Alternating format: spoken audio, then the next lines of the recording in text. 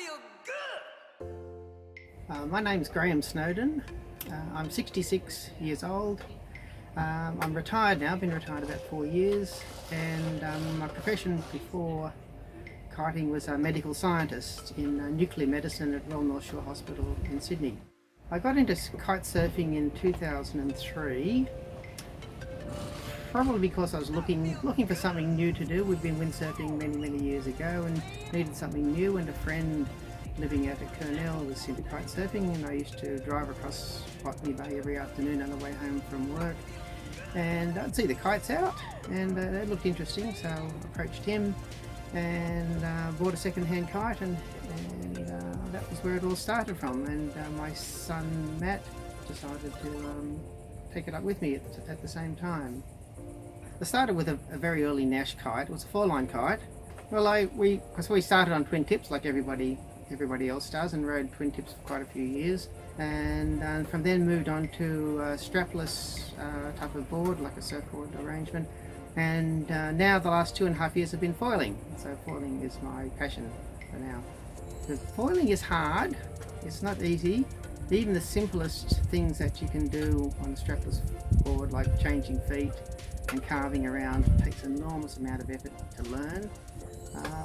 Next thing I want to learn is I can carve back and forward, I can change feet and do all that, but I would like to do a roll tack, which is where you send the board up into the wind and come around. Instead of going downwind with the turn, you go upwind to turn.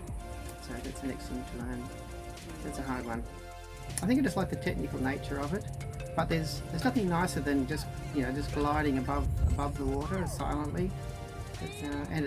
It's fast, and it's a discipline in itself. It's not like anything else. It has its own jargons and its own following, and other foilers are sort of talk the same language. It's a totally different language to the rest of kite surfing. I suppose I've got a couple of practical tips. First one, I think, which is important for everybody, is learn to downloop the kite. I think that's really important, because it just adds to your repertoire, and there are times when you want to transition or you want to hit a wave or something and your kite's too high to take it over the top. Downloop maintains the flow. The other tip is think of line tension. Line tension is your biggest friend. If you maintain a constant line tension no matter what you're doing, then your kite will fly properly. And it's like this spot says, it's 80% kite flying. And what I found with foiling, it's taught me to be a better kite flyer, even after 18 odd years, because you have to learn to fly. You have to fly one-handed, and you have to fly without looking at the kite, which is important, because you go where your eyes take you. You don't go where the kite takes you. I suppose those are important tips. And I suppose the beauty of it is it takes you away from the rest of the world, from the everyday, because you're living in the moment, in the immediate, and I think I like that aspect. But that's probably common with a lot of kite surfing, is that you're living in the moment.